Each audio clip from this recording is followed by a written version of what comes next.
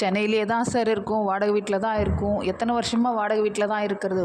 சொந்தமாக ஒரு வீடு கட்டி அதில் நம்ம இருக்கணும்.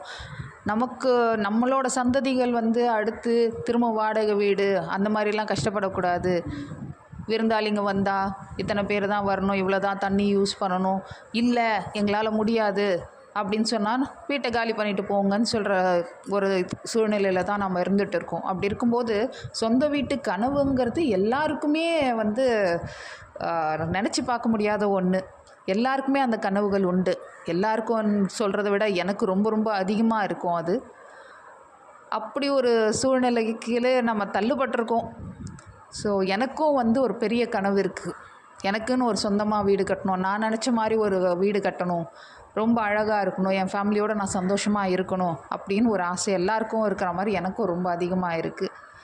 அந்த கனவு நிறைவேறத்துக்கு கடவுள் எப்போ எனக்கு அந்த கொடுப்பனையை தருவாங்கன்னு தான் தெரியல.